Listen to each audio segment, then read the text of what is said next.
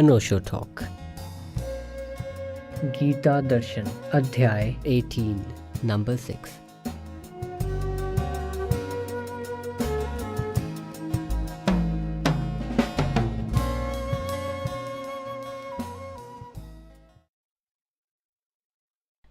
ज्ञानं ज्ञेयं परिज्ञाता त्रिविधा कर्मचोदना। करणं कर्म कर्तेति त्रिविध कर्मसङ्ग्रह। ज्ञानं कर्म च कर्ता च त्रिधैव गुणभेदतः। प्रोच्यते गुणसङ्ख्याने यच्छ्रावणोऽन्यपि। सर्वभूतेषु येनैकं भावमम् अव्यमीक्षते। अविभक्तं विभक्तेषु तज्ज्ञानं विद्धि सात्विकम्। पृथक्त्वेन तु अज्ञानं नानाभावन् पृथग्विधान्। वेत्ति सर्वेषु भूतेषु तज्ज्ञानं विद्धि राजसम्। यत्तु कृत्स्नं वदेकस्मिन् कार्ये सक्तम् अहेतुकम्। अत्वार्थवदल्पं च तत्तामसमुदारतम्।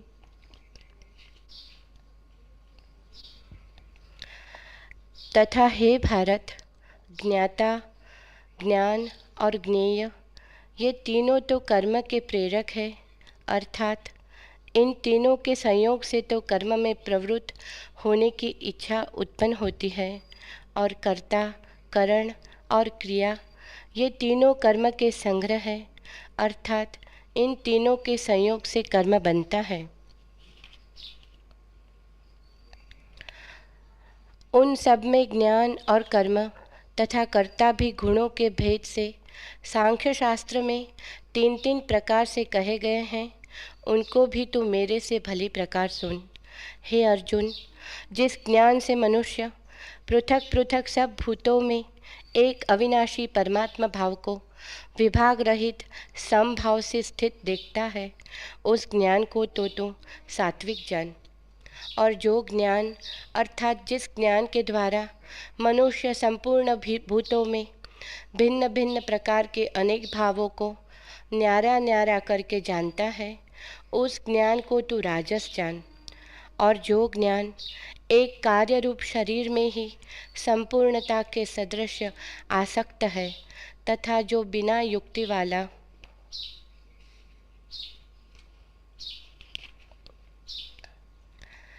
तत्व अर्थ से रहित और तुच्छ है, वो ज्ञान तामस कहा गया है।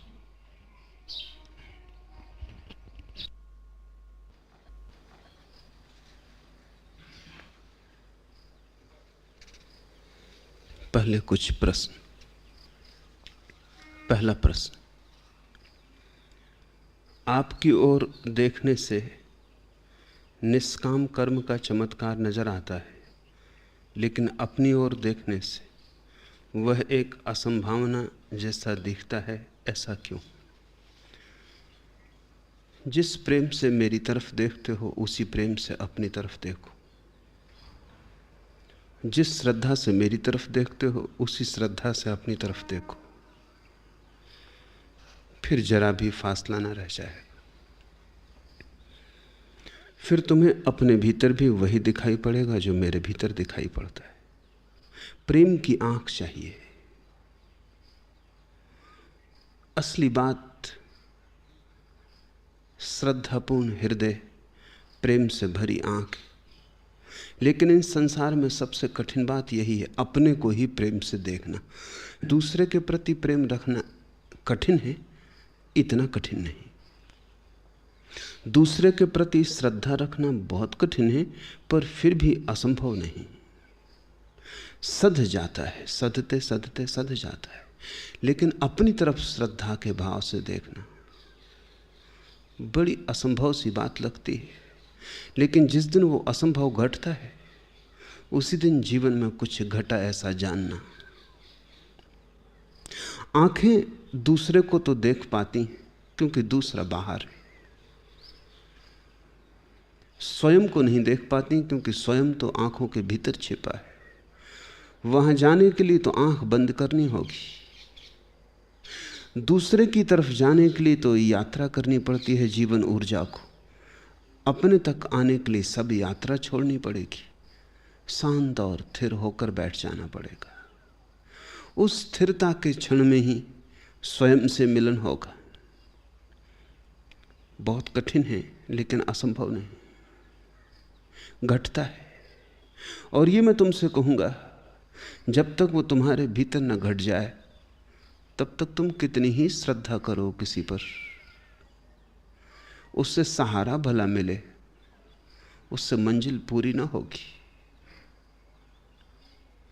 अपने पर श्रद्धा लानी होगी। कठिनाई और भी बढ़ गई है क्योंकि तुम्हारे तथाकथित धर्म गुरुओं ने, तुम्हारे महात्माओं ने तुम्हें स्वयं की निंदा सिखाई है। तुम्हें स्वयं का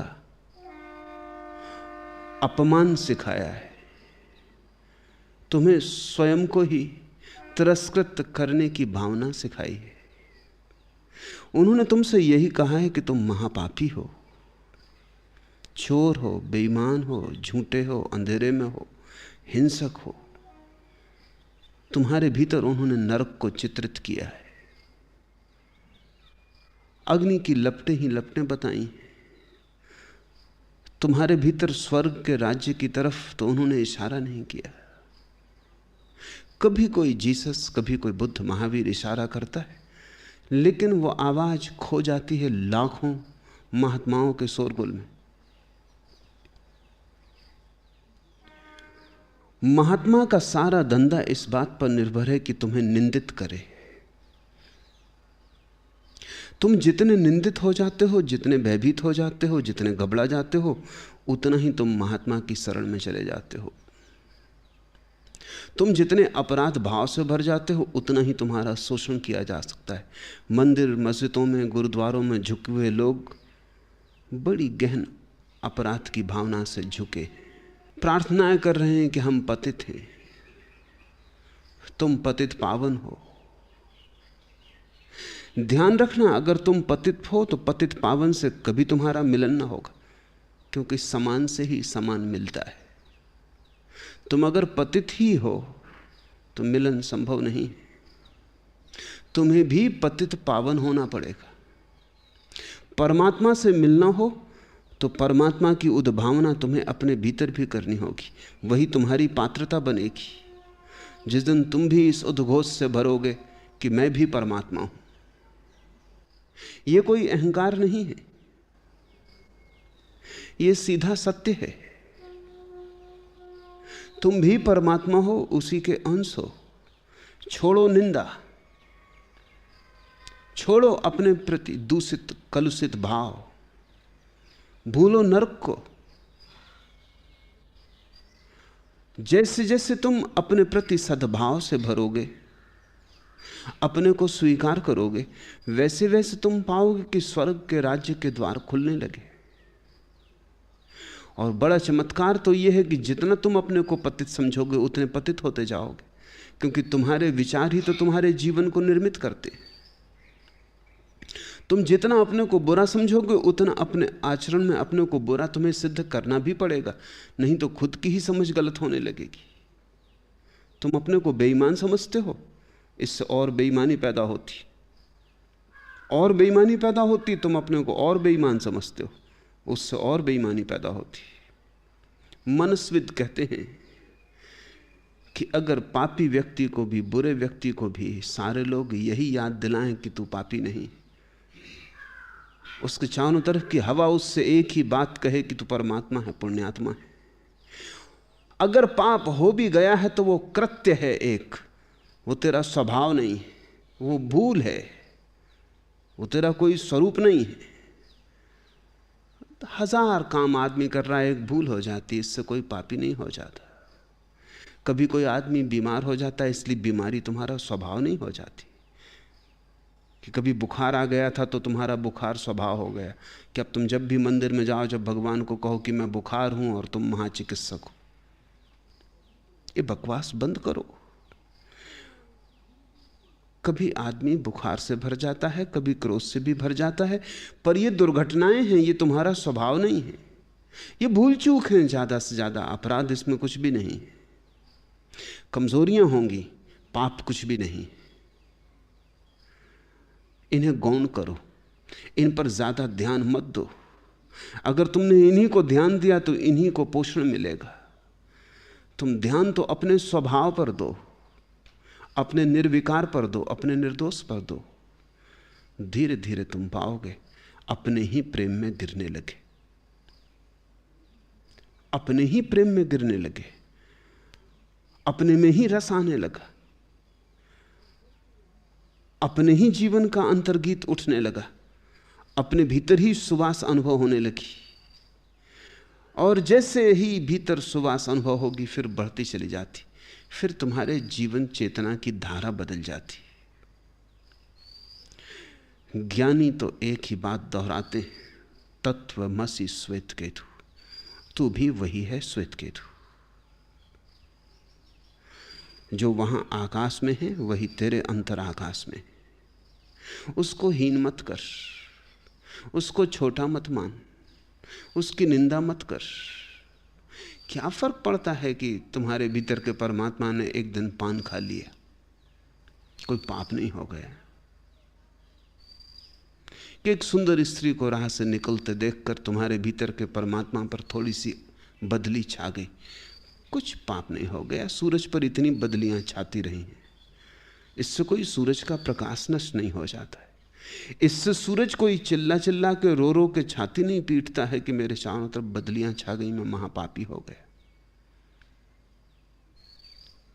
सूरज के सूरजपन में कोई फर्क नहीं आता, बदलियां आती हैं चली जाती हैं। सूरज का सूरजपन शाश्वत है, तुम्हारा परमात्मा भाव शाश्वत है। जिस प्रेम से तुमने मेरी तरफ देखा है उसी प्रेम से तुम अपनी तरफ देखो। मेरे पास तुम अगर प्रेम करना ही सीख लो बस काफी है, अपने को प्रेम करना।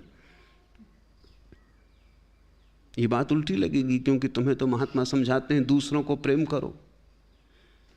मैं तुम्हें समझाता हूं अपने को प्रेम करो, क्योंकि जिसने अपने को नहीं किया वो दूसरे को करेगा कैसे?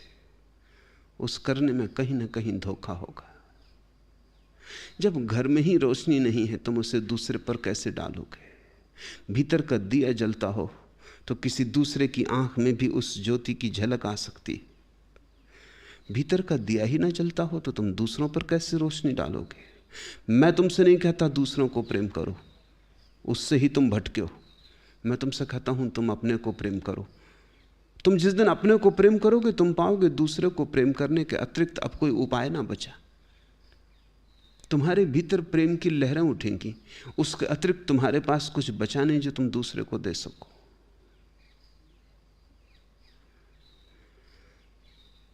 मैं तुमसे कहता हूं स्वार्थी बनो।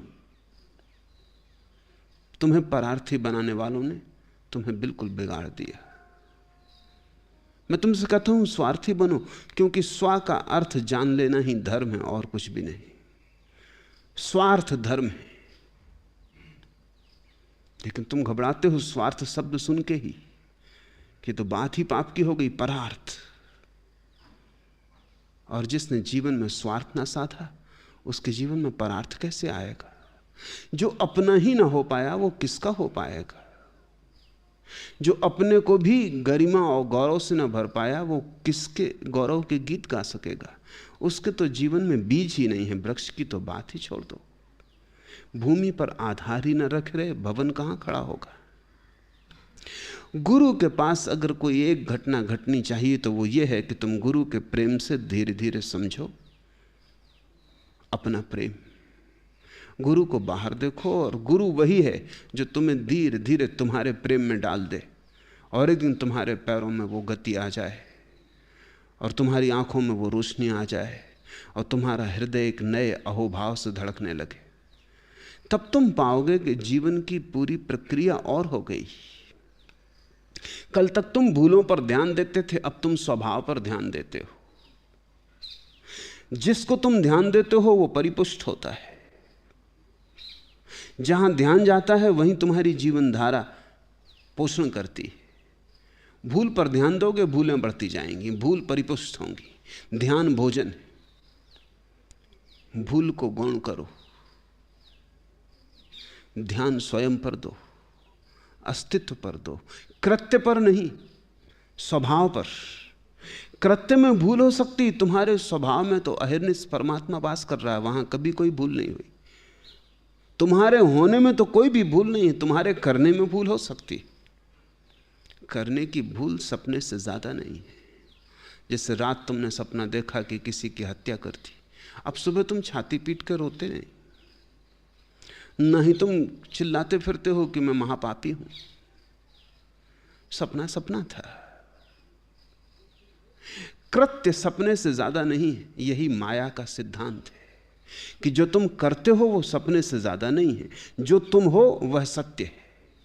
जो तुम करते हो वो तो सपना है, वो तो विचार की तरंगें हैं, आएंगी चली जाएंगी, तुम उनके पार अछूते रह जाओगे। ये ठीक ही लगता है मेरी ओर देखने से। तुम्हें अगर निष्काम कर्म का चमत्कार नजर आता है और अपनी तरफ देखने पर असंभावना दिखाई पड़ती है, तो उसका कुल कारण सीधा साफ है। तुम जिस भाव और प्रेम से मेरी तरफ देखते हो, उसी भाव और प्रेम से तुमने अपनी तरफ नहीं देखा। जिस भाव से तुमने मेरे चरण छुए हैं, उसी भाव से तुमने अपने चरण नहीं छुए। जिस भाव से तुम मेरे सामने झुके हो, उसी भाव से अपने सामने भी झुक जाओ। क्योंकि मैं जो तुम्हारे बाहर हूं, वही तुम्हारे भीतर भी है। कभी तुम ख्याल करो, अगर तुम अपने ही चरण छूने को झुक जाओ तो तुम्हारे जीवन में कैसी क्रांति न घट जाएगी। तब तुम अपने भीतर परमात्मा को संभाल के चलोगे, जैसे गर्भवती स्त्री चलती। एक नए जीवन का भीतर आविर्भाव हुआ है। एक एक कदम संभाल के रखती, होश से रखती। उसकी सारी जीवन धारा नए आने वाले शिशु के आसपास घूमने लगती, परिक्रमा करने लगती। और नया आने वाला जन्म मंदिर जैसा हो जाता, उसके चारों तरफ परिक्रमा चलने लगती। तुम अपने ही पैर छू के किसी दिन देखो, कभी अपने ही सामने सिर झुकाओ, और तुम बड़े हैरान होगे कि भीतर विराजमान है सम्राटों का सम्राट। तुम व्यर्थ ही भिखारी बने थे, लेकिन तुम्हें भिखारी बनाया भी गया है। क्योंकि जब तक तुम भिखारी ना बन जाओ, तब तक पुरोहित का व्यवसाय नहीं चल सकता। तुम भिखारी बनो तो ही मंदिर में जाओगे। अगर तुम सम्राट हुए तो तुम स्वयं मंदिर हो गए। अगर तुम भिखारी बनो तो ही तुम गुरुओं को खोजोगे। अगर तुम स्वयं सम्राट हो गए तो गुरु को खोजने की क्या जरूरत रह जाएगी। ये धर्म है, इतना विराट जाल चलता है धर्म का, वो तुम्हारे भिखमंगेपन से चलता है। इसलिए धर्म तुम्हें समझाया जाता है, तथाकथित धर्म, कि तुम पापी हो, महापापी हो, तुम जमीन पर बोझ हो। तुमने उसको बात स्वीकार कर लिया है। बचपन से यही बात तुम्हें समझाई गई। बच्चा पैदा होता है और दुनिया में एक बड़े से बड़ी दुर्घटना घटनी शुरू हो जाती है। जैसे ही बच्चा पैदा होता है, माँ बाप उसके होने पर जोर नहीं देते, उसके कृत्य पर जोर देते। जैसे बच्चा अगर कुछ करता है तो वो कहते हैं गलत किया, कुछ और करता है तो कहते हैं ठीक किया। जब बच्चा ठीक करता है तो वो उसे प्रशंसा देते हैं, मिठाई देते हैं, खिलौने देते हैं। जब बच्चा गलत करता है तो पीटते हैं, मारते हैं। बच्चे को पहले तो समझ में नहीं आता, क्योंकि बच्चे की भाषा अस्तित्व की होती, करने की नहीं होती। वो समझ नहीं पाता कि मामला क्या है। कभी पीटते हैं, कभी मिठाइयाँ देते हैं। मैं तो वही हूँ। लेकिन कभी पीटने लगते हैं, कभी चिल्लाने लगते हैं, कभी बड़े प्रसन्न होकर गले लगा लेते हैं। बच्चा बड़ी विडंबना में पड़ जाता, उसका मन समझ ही नहीं पाता कि ये राज क्या है, कौन सी तरकीब है जिससे ये सदा प्रसन्न रहे, क्योंकि इनके ऊपर वो निर्भर है। तो धीरे धीरे वही काम करने शुरू कर देता है जिनमें प्रशंसा पाता है, और वे काम बंद करने लगता है जिनमें अप्रशंसा मिलती है। न केवल बंद करने लगता है बल्कि दबाने लगता है, क्योंकि उनको भी करने की भावना मन में उठती है, उनका भी कोई नैसर्गिक अर्थ है, करना चाहता है लेकिन करता नहीं। फिर एकांत में अकेले में करने लगता है उन्हीं कर्मों को, उन्हीं कृत्यों को। तब ग्लानि पैदा होती कि मैं अपराध कर रहा हूं, मैं बहुत बड़ा पाप कर रहा हूं। फिर एक बात सूत्र की तरह साफ हो जाती है हर बच्चे को, और जिस दिन ये बात साफ हो जाती समझो उसी दिन बच्चा मर जाता है। उसी दिन से बचपन की सरलता, निर्दोषता मर गई। उसी दिन से बच्चे में विकार पैदा हो गया। वो क्या है धारणा? वो धारणा ये है कि मैं जैसा हूं वो स्वीकृत नहीं हूं। स्वीकार होने के लिए मुझे कुछ करना पड़ेगा, तब मैं स्वीकार हो सकता हूं। मैं जैसा हूं वैसा प्रेम के योग्य नहीं हूं। प्रेम के योग्य होने के लिए कुछ शर्तें मुझे पूरी करनी पड़ेंगी, अन्यथा मैं घृणा के योग्य हो जाऊंगा। बस यही भूल शुरू हो गई। फिर वो भूल तुम्हारा पीछा करती है। पहले माँ बाप उसे पैदा करते हैं, फिर पंडित पुरोहित उसे बढ़ाते हैं, फिर स्कूल के शिक्षक हैं, राजनीतिज्ञ हैं, महात्मा हैं। फिर पूरा तुम्हारा जीवन का जाल एक ही बात के इर्द गिर्द घूमता रहता है कि तुम जैसे हो वैसे स्वीकृत नहीं हो, तुम्हें कुछ करना होगा। होना काफी नहीं है, कृत्य का मूल्य है, और कृत्यों में भी भेद है। कुछ कृत्य पाप हैं और कुछ कृत्य पुण्य हैं। और कभी कभी तो बिल्कुल साधारण से कृत्य भी। कल एक युवक मुझे पूछ रहा था, वापस लौटता है डेनमार्क। वो मुझसे पूछने लगा कि यहां भारत में तो मैं अंगुलियां चटकाना सीख गया हूं, और मुझे अच्छा भी लगता है चटकाने से, और भारत में इसका कोई विरोध भी नहीं करता, लेकिन पश्चिम में अंगुलियां चटकाना बहुत बुरा समझा जाता। तो जब मैं वापस जाऊंगा मैं झंझट में पड़ने वाला। अगर मैंने अंगुलियां चटकाई तो लोग इसको बुरा समझते हैं, ये अपशगुन है। पूरब में तो इसका कोई विरोध नहीं है, बल्कि उपयोग है इसका। जब भी तुम थके होते हो अंगुलियां चटका लेते हो, हाथ फिर से ऊर्जा से भर जाते, हाथ फिर ताजे हो जाते।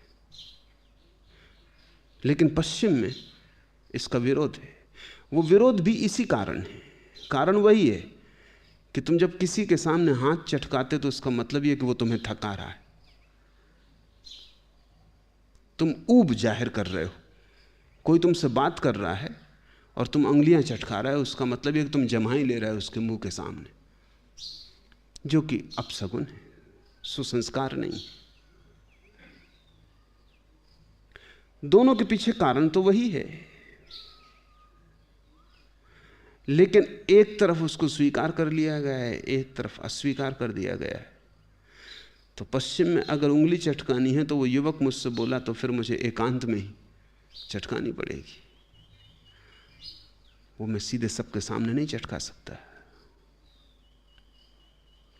साधारण सा कृत्य, निर्विकार, जिसका कोई न किसी को नुकसान पहुंच रहा है न किसी को हानि हो रही, वो भी स्वीकार अस्वीकार की दुनिया में तुलता है।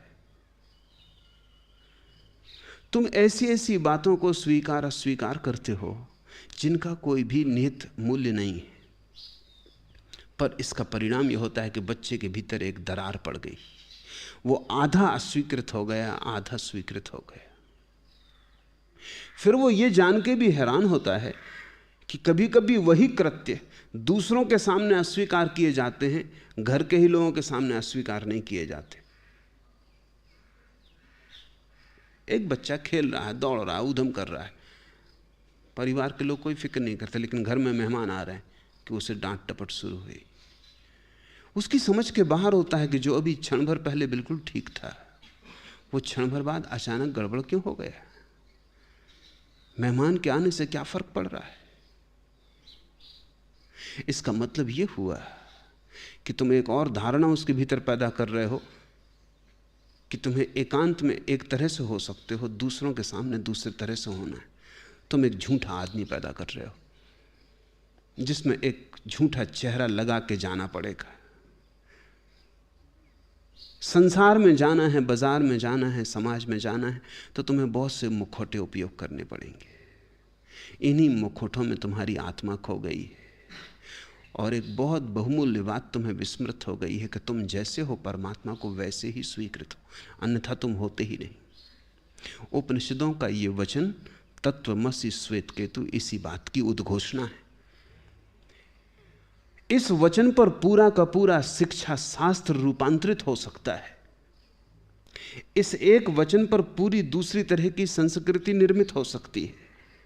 इस वचन का मतलब यह है कि हे श्वेत केतु, तू जैसा है वैसा ही परमात्मा है। तुझे परमात्मा होने के लिए कुछ करना नहीं है, और तू जो करता है उसके तेरे परमात्मा होने से कोई असंगति नहीं है।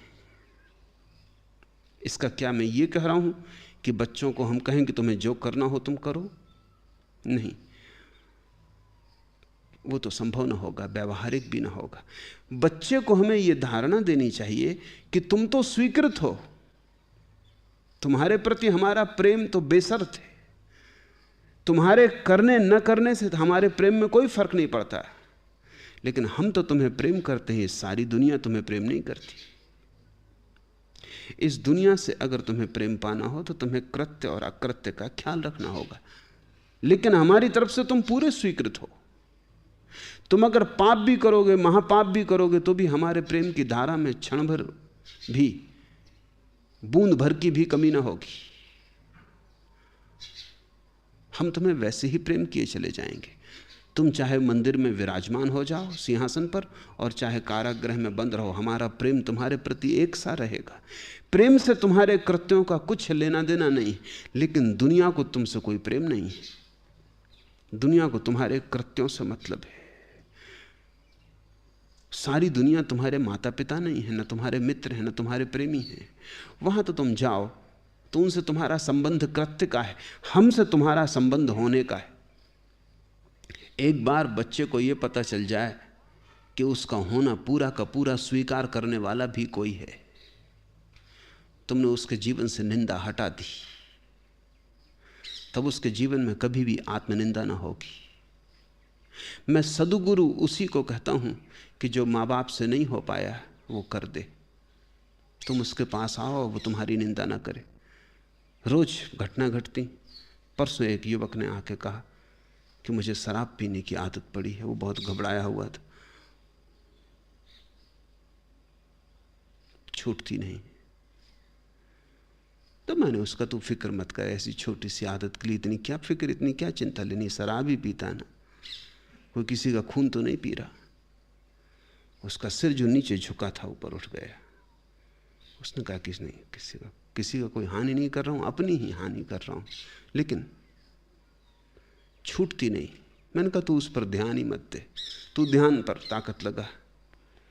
ये शराब को छोड़ने का ख्याल ही गलत है, दुनिया में छोड़ने की बात ही गलत है, दुनिया में पाने की बात करनी चाहिए। और जब भी तुम विराट को पालोगे क्षुद्र छूट जाएगा, श्रेष्ठ को पालोगे निकृष्ट छूट जाएगा। तू शराब इसीलिए पी रहा है कि तेरे भीतर कोई समाधि की गहरी आकांक्षा है। तू जानता नहीं कैसे समाधि लगे, इसलिए गलत ढंग से उसको लगाने की कोशिश कर रहा। शराब का मतलब ही केवल इतना है कि आदमी डूबना चाहता है। इसलिए तो फकीरों ने, संतों ने परमात्मा तक को शराब कहा है। कबीर ने कहा है,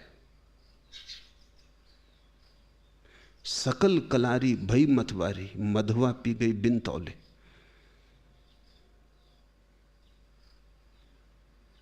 मधुशाला पूरी की पूरी पागल हो उठी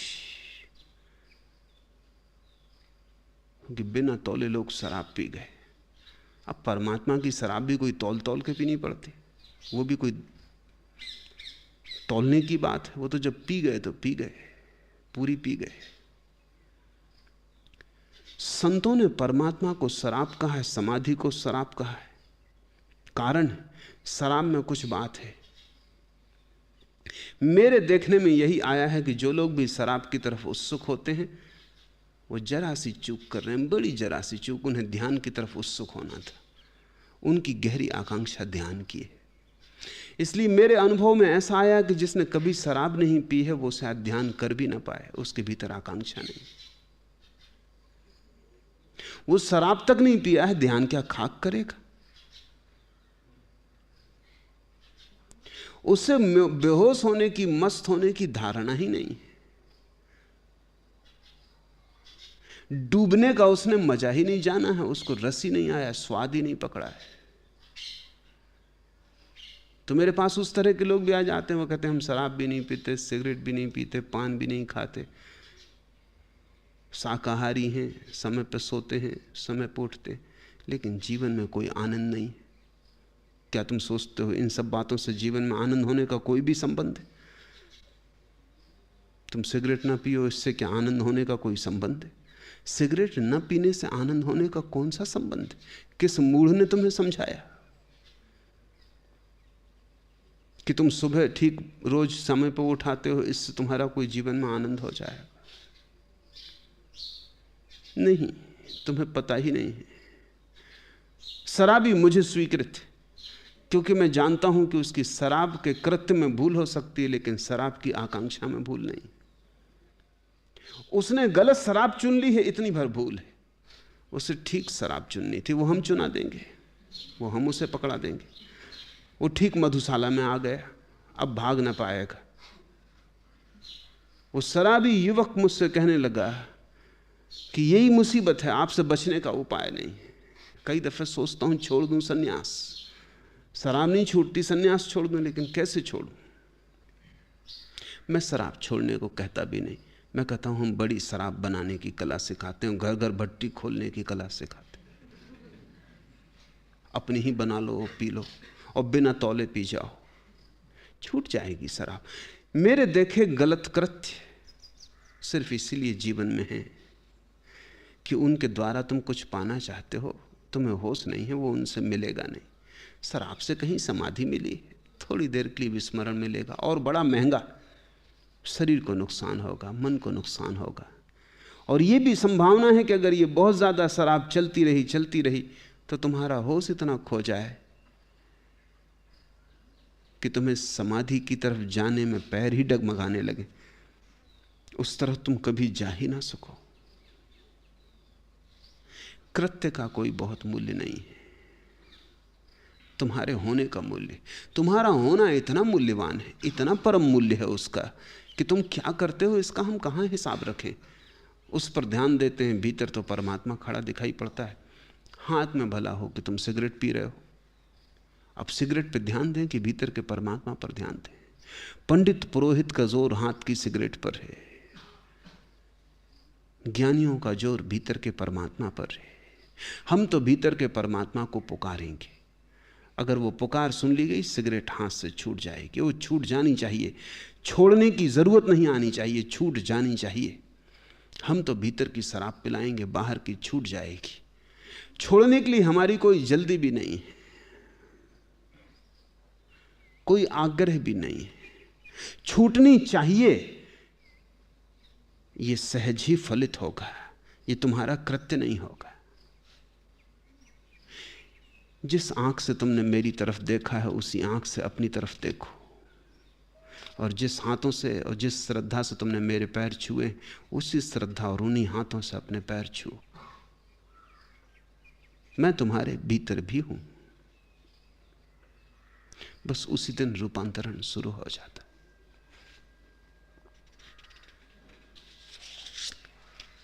दूसरा प्रश्न, जिसके जीवन में सुबह घट जाए, क्या उसके जीवन में फिर सांझ नहीं आती?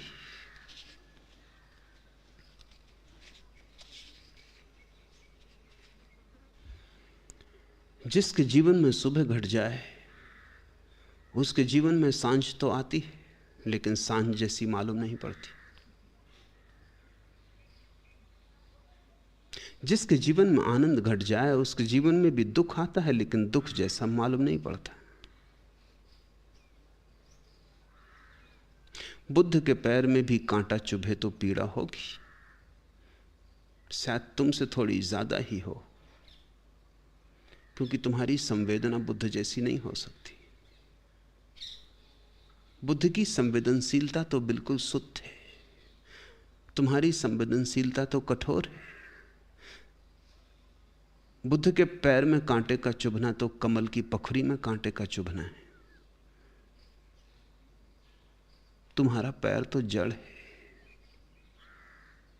बुद्ध को पीड़ा तो होगी और पीड़ा नहीं होगी, इस विरोधाभास को ठीक समझ लेना चाहिए।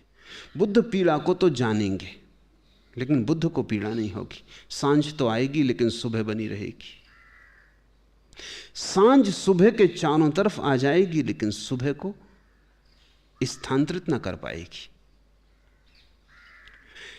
सुबह की जगह ना आएगी सांझ। सुबह तो जलती ही रहेगी भीतर। बुद्ध का आनंद तो वैसा का वैसा बना रहेगा। इस पीड़ा की बदली से कोई भी फर्क ना पड़ेगा। पीड़ा आएगी, पीड़ा का पता भी चलेगा। कांटा चुभ रहा है, दर्द दे रहा है, ये सब होश होगा। बुद्ध को ना होगा तो ये होश किसको होगा? थोड़ा ज्यादा ही होगा, क्योंकि होश पूरा है। जैसे सन्नाटा गहन हो तो सुई भी गिर जाए तो आवाज सुनाई पड़ती, ऐसा सन्नाटा है बुद्ध का। वहां सुई भी गिरेगी तो सुनाई पड़ेगी। तुम तो एक बाजार हो, वहां कोई बैंड बाजा बजाए तब कहीं मुश्किल से तुम्हें सुनाई पड़ता है कि अच्छा कुछ हो रहा है। तुम तो एक भीड़ हो, तुम्हारे भीतर छोटी छोटी घटनाओं का तो पता ही नहीं चल सकता। सुई के गिरने का क्या खाक पता चलेगा? उसका कोई तुम्हें पता ना चलेगा, लेकिन बुद्ध को पता चलेगा। पर पता चलेगा, बुद्ध उसके पार ही रहेंगे। सुबह होने का अर्थ है पार होने की कला। सुबह होने का अर्थ है अतिक्रमण, ट्रांसेंडेंस। घट रही है पीड़ा, कांटा चुभ रहा है, लेकिन बुद्ध को नहीं चुभेगा, शरीर को ही चुभेगा। पीड़ा शरीर में ही घटेगी। बुद्ध दर्शक की तरह ही होंगे। बुद्ध को ऐसी पीड़ा होगी जैसे किसी और को होती हो। निश्चित ही बुद्ध उपेक्षा ना करेंगे, क्योंकि बुद्धत्व का अर्थ ही परम करुणा है। जिनकी करुणा दूसरे की पीड़ा पर होती है, क्या उनके अपने शरीर पर करुणा ना होगी? तुम्हारे पैर में कांटा चुभे तो बुद्ध निकालने दौड़ आते हैं, तो अपने पैर में चुभेगा तो न दौड़े जाएंगे, बराबर जाएंगे।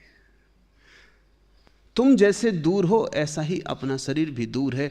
तुम जैसे पराये हो ऐसा अपना शरीर भी पराया है। बुद्ध कांटा भी निकालेंगे, पीड़ा भी होगी, और बुद्ध बाहर भी रहेंगे। ये घटना बुद्ध को डुबा ना पाएगी, इससे उनका होश न खो जाएगा। ऐसा ना होगा कि ये पीड़ा का बादल उनके होश को इस भांति छा ले कि होश का पता ही ना रहे, पीड़ा ही रह जाए। ये ना होगा। जिस जीवन में सुबह हो गई, सांझ तो आती रहेगी, लेकिन सांझ सुबह को मिटा ना पाएगी। और ये बड़े मजे की बात है, जब भीतर सुबह होती है और बाहर सांझ होती, तब भीतर की सुबह इतनी प्रगाढ़ होकर प्रकट होती जितनी कभी नहीं, क्योंकि अंधेरा और प्रकाश साथ साथ होते हैं। अंधेरा पृष्ठभूमि बन जाता है, भीतर की ज्योति उस पृष्ठभूमि में बड़ी प्रखर होकर जलती। दिन में दिया जलाओ, कैसा मंदा मंदा मालूम पड़ता है। फिर आने दो रात, घिरने दो अंधेरा, छा जाने दो सब तरफ गहन अंधकार, और दिए की रोशनी प्रगाढ़ होने लगती है। दिए में एक रूप रेखा प्रकट होती है। जितना गहन हो जाता अंधेरा चारों तरफ, दिए की ज्योति में उतना ही स्वर्ण बरसने लगता है। पीड़ा के क्षणों में बुद्धत्व का दिया भी प्रगाढ़ होकर जलता है। जब आती है सांझ, तब सुबह और भी गहरी हो जाती। सुबह और सांझ तो चलती ही रहेंगी जब तक शरीर है, क्योंकि सुबह और सांझ का संबंध शरीर से है। शरीर इस पृथ्वी का हिस्सा है। इस पृथ्वी पर सुबह और सांझ आती है, सुख दुख आते हैं। इस पृथ्वी के हिस्से जब तक हम हैं, तब तक सुख दुख आते रहेंगे। जब शरीर छूट जाता है किसी बुद्ध पुरुष का, तब फिर जो होता है उसे सुबह कहना भी ठीक नहीं, क्योंकि जब सांझ ही नहीं आती तो अब इसको सुबह क्या कहना। फिर ना तो सुबह आती है ना सांझ आती। इसलिए बुद्ध ने निर्वाण के 2 चरण कहे। एक जो उनको 40 वर्ष की उम्र में हुआ, तब वो निर्वाण को उपलब्ध हुए, समाधि को उपलब्ध हुए, संबुद्ध हुए, उन्होंने जाना। फिर 40 वर्ष तक शरीर की यात्रा और भी जारी रही। इसी पृथ्वी पर रथ चलता रहा। इस पृथ्वी के उबड़ खाबड़ मार्ग पर रथ को नीचा ऊंचा भी देखना पड़ा। फिर हुआ महापरिनिर्वाण, तब देह भी छूट गई। देह के छूटते ही सुबह सांझ दोनों चली गईं। फिर तो एक ऐसे प्रकाश का आविर्भाव होता है जिसको प्रकाश भी क्या कहें, क्योंकि उसका अंधेरे से कोई नाता ही नहीं। फिर तो एक ऐसे जीवन का प्रादुर्भाव होता है, उसको जीवन भी कैसे कहें, क्योंकि उसका मृत्यु से कोई भी संबंध नहीं है।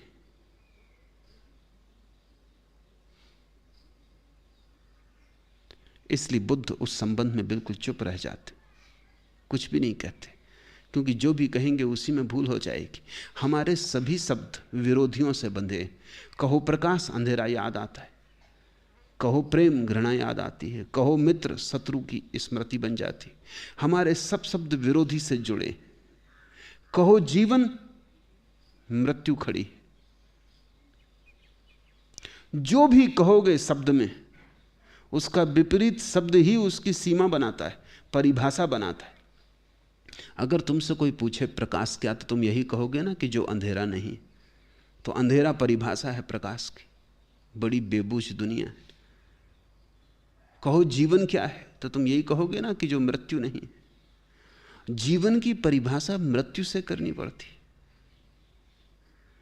हमारे सभी शब्द विपरीत से परिभाषा पाते, इसलिए तो हम परमात्मा की परिभाषा नहीं कर सकते, क्योंकि उससे विपरीत कुछ भी नहीं। वो अपरिभाष्य है, उसे हम भाषा में नहीं बांध पाते, बांधते ही भूल हो जाती। इसलिए ज्ञानी सतत कहते हैं कि जो कहा जा सके वो फिर सत्य ना रहा। जो नहीं कहा जा सकता, नहीं ही कहा जा सकता, किसी काल में नहीं कहा जा सकता, वही सत्य है। फिर भी ज्ञानी बोलते हैं। उनका बोलना तुम्हें जगाने के लिए है, सत्य कहने के लिए नहीं। जैसे तुम सोए हो, सुबह हो गई, पक्षियों ने गीत गाए, सूरज उगने लगा, फूल खिले, गंध उठी, लोक रूपांतरित हुआ, रात का अंधेरा तमस गया, तुम सोए पड़े हो। इस सोए हुए आदमी को कोई भी उपाय नहीं समझाने का कि फूल गंध दे रहे हैं, पक्षी गीत गा रहे हैं, सूरज उगा है, इसकी आंखें बंद है, इसका होश खोया है। इसको बताने का कोई भी उपाय नहीं कि सुबह हो गई है, जागो और देखो। एक ही उपाय है, इसे हिलाओ, चौंकाओ, इसकी नींद तोड़ो। नींद तोड़ी, ये खुद ही देख लेगा। सत्य कहा नहीं जा सकता, और जो भी कहा जाता है वो सिर्फ तुम्हारी नींद को तोड़ने का उपाय है। खुल जाने पर सत्य तो तुम देखोगे, वो कभी भी किसी ने कहा नहीं है। सदा से सत्य अनकहा है और सदा अनकहा रहेगा। अच्छा ही है, क्योंकि शब्द तो बासे हो जाते हैं, कितने ओंठों पर से गुजरते हैं, कितने गंदे हो जाते हैं। सत्य कुंवारा है, वो किसी ओंठ से कभी नहीं गुजरा, कभी बासा नहीं हुआ। वो सिक्का हाथ हाथ में चलता नहीं और बासा नहीं होता, वो चला ही नहीं, वो ढला ही नहीं। वो शुद्ध सोना अपनी खदान में ही छिपा है और उसे हम कभी खोज ना पाते। कोई उपाय नहीं शब्दों से खोजने का, जब तक कि हम उसमें छलांग ही ना ले लें। सत्य तुम हो सकते हो, सत्य को जान नहीं सकते। सत्य की तरफ इशारे किए जा सकते हैं, सत्य कहा नहीं जा सकता।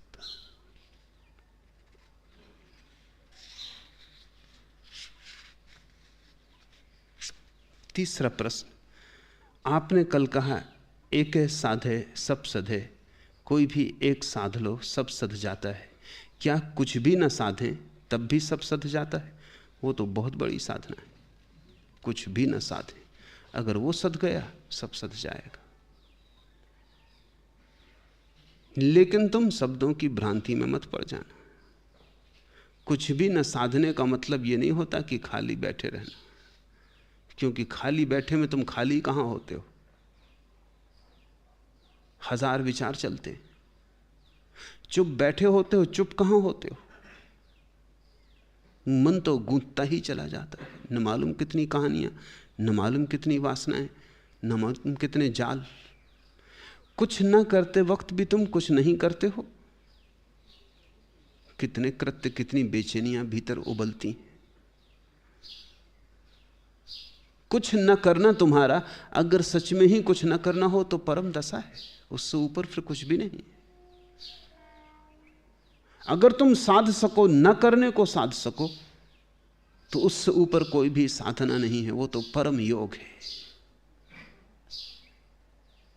उस एक को साध लो। कुछ तो साधो, कुछ न करना ही साधो। ये मत समझना कि जब कुछ नहीं करना है तो हम जैसे थे वैसे ही रहेंगे। तब तुम धोखा दे रहे हो, तब तुम शब्द की आड़ में बचाव कर रहे हो। एक जर्मन विचारक हैरी गेल एक ज़ेन फकीर के पास तीर चलाना सीखता था, धनुर्विद्या सीखता था। उसके गुरु का कहना था, तीर ऐसे चलाओ कि तुम चलाने वाले ना हो। तीर को चलने दो, तुम मत चलाओ। अब हैरी गेल जर्मन विचारक, सीधी बात है कि ये बात पागलपन की बात कर रहा है। तो हैरी गेल उससे कहता है, अगर मैं ना चलाऊं तो ये चलता नहीं, अगर मैं चलाऊं तो तुम्हारी तृप्ति नहीं होती। तो करना क्या है? तुम कोई उपाय नहीं छोड़ते। अगर तुम कहते हो कि न चलाऊं तो फिर मैं बैठ जाता हूं, फिर चलते ही नहीं। तब तुम कहते हो बैठे बैठे क्या कर रहे हो, उठो, साधो तीर को। अगर लगाता हूं, निशाना भी ठीक लग जाता, तब भी तुम्हारी तृप्ति नहीं, क्योंकि तुम कहते हो तीर को चलने दो, चलाओ मत। 3 साल मेहनत की गुरु के पास, थक गया। 3 साल लंबा वक्त है और कोई परिणाम हाथ ना आया। 100% निशाने ठीक लगने लगे, लेकिन गुरु रोज इंकार किए चला जाता कि नहीं, ये भी नहीं। क्योंकि गुरु कहता हमें निशाने से प्रयोजन नहीं, तुम हो हमारा निशाना। हम तुम्हारी तरफ देख रहे हैं, तुम वहां देख रहे हो वो जो निशाना लगा उसकी तरफ। तुम सोचते हो निशाना मार लिया तो बात हो गई। तीर चलाना तो तुम सीख गए, लेकिन ध्यान नहीं सीखे। ध्यान सीखने तुम आए हो, और हमारे लिए तीर चलाना तो सिर्फ ध्यान सिखाने का बहाना है, वो नहीं सीखा तुमने। अब हैरी गेल निश्चित ही मुश्किल में पड़ गया होगा कि इस आदमी के साथ क्या करना। पश्चिम की एक सोचने की प्रक्रिया है। हैरी गेल को सर्टिफिकेट मिलना चाहिए, क्योंकि वो 100% निशाने ठीक मारने लगा। अब और क्या जानने को बाकी रहा। और गुरु सर्टिफिकेट तो दूर, अभी ये भी नहीं मानता कि तुमने पहला कदम भी उठाया। 3 साल बाद वो थक गया और उसने कहा मैं जाता हूं। वो आखिरी दिन विदा लेने गया। चूंकि अब जा ही रहा था, इसलिए चिंता भी नहीं थी मन पे। जाके टेबल पे बैठ गया, कुर्सी पर, जहां गुरु दूसरे लोगों को तीर चलाना सिखा रहा था। बैठ के देखता रहा कि वो निपट जाएं तो उनसे विदा ले लूं। पहली दफा उसने गौर से देखा, क्योंकि अब अपनी कोई चिंता न थी। वो जो भीतर की दौड़ थी वो तो बंद थी। अब जा ही रहे, बात खत्म हो गई। अब कुछ नाता न था। पहली दफे बिना लिपायमान हुए उसने देखा कि ये आदमी कैसे तीर चला रहा है, ये तो मैंने कभी ख्याल ही ना किया, ये तो कुछ और ही ढंग से चला रहा है। उसे पहली दफा अनुभव हुआ कि तीर चल रहा है, गुरु चला नहीं रहा है।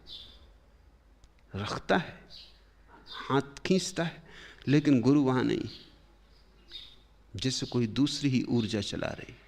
वो उठा।